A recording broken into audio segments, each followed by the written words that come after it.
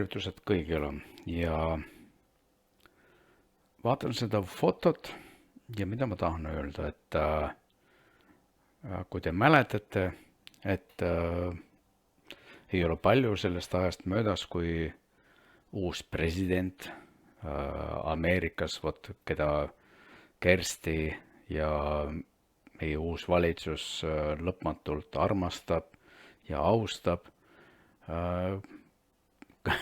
tuleb meelde, et nad ütlesid ju, tähendab Biden ütles, et Putin on killer, tapja, mõrtsukas.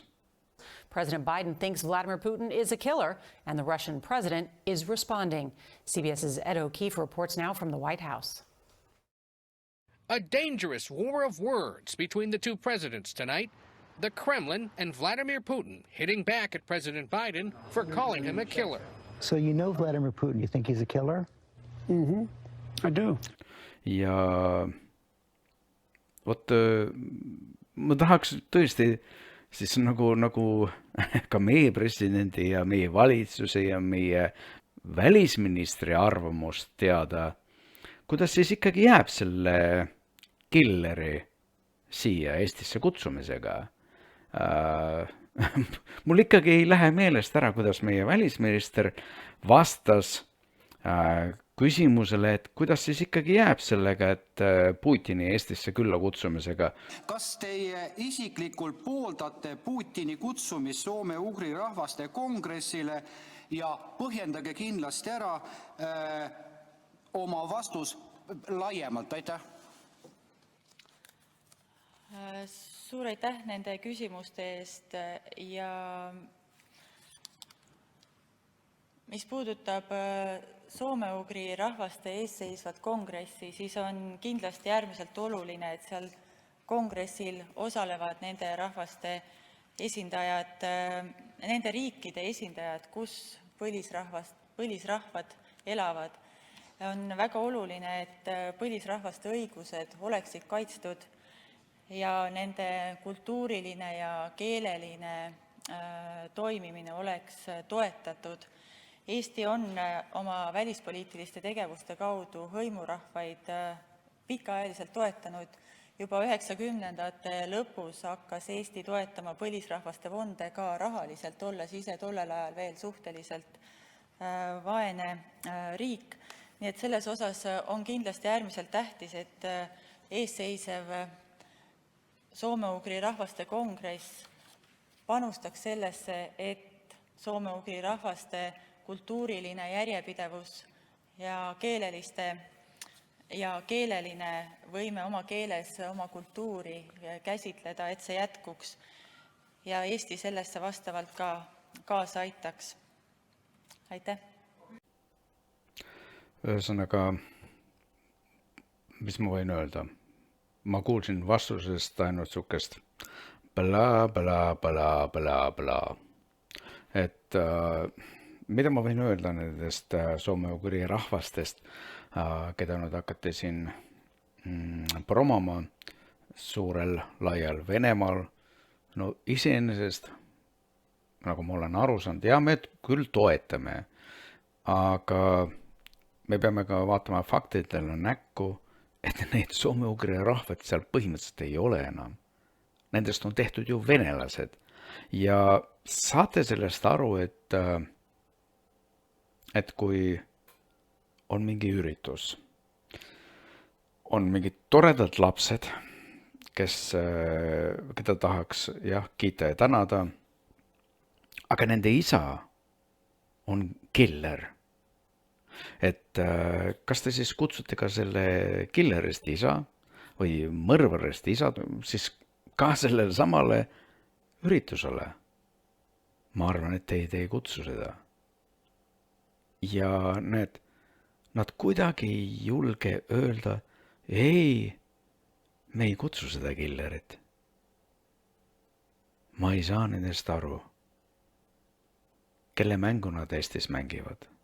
Ma saan nii palju aru, et neil ei ole lihtsalt oma arvamust ja nad täidavad kellegi teise arvamust, mis tuleb kuskilt Brüsselist või siis lombi tagant. Ja oma arvamust, nagu näha, neil lihtsalt ei ole. Me ju näeme, mis mängu mängib Saksamaa Euroopas, mis mängu mängib Prantsusmaa ja ka itaallased. Seal on ka palju ära ostetuid just nimelt Putini poolt. Ja mulle jääb sama mulje, et meil on ka ära ostetud Putini poolt paljud poliitikud. Miks pandi kinni see rahapesu skandaal, mida hakati uurima? Kas on midagi karta? Kas meie poliitikutel on midagi karta, et see pandi kinni? Miks korruptandid on siiamaani valitsuses? Me ei ole ju unustanud, et Keskerakond sai süüdistuse ja nad istuvad siiani veel valitsuses.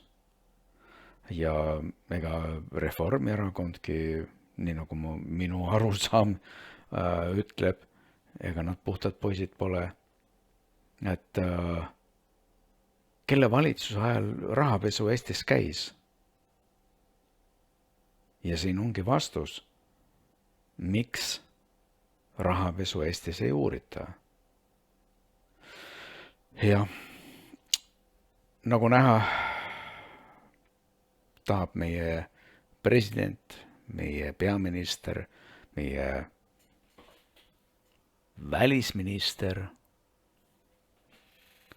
kutsuda seda killerit siiski ka Eestisse külla. Mina ei tahaks mingit mõrtsukat Eestisse külla küll, et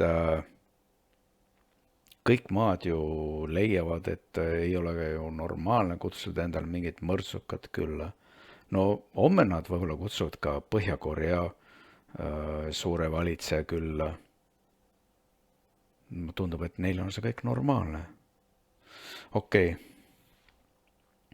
natuke teile siis ka mõtlemisainet ja oleks tore ka näha mingeid kommentaare video, mida teie sellest arvate. Ja toodud ja sõna on veel siiani veel vaba, et kui kauaks ma muidugi ei oska öelda, kuna hirmsasti tahetakse ju teha vihakõne seadust. Ma ei saa aru, milleks seda vaja on teha. Meil on seadused olemas, et me ei tohi solvata, me ei tohi midagi kriminaalset teha. Aga miks meil tahetakse sõnavabadus ära võtta, sellest ma aru ei saa. Siiani on veel sõna vaba ja loodan, et see ei jää mul viimaseks videoks. Ühesõnaga soovin kõigile, et me saaks edaspidigi Eestis vabalt rääkida sellest, millest me tahame rääkida, aga mitte sellest, mida me võime rääkida. Järgmise korrani.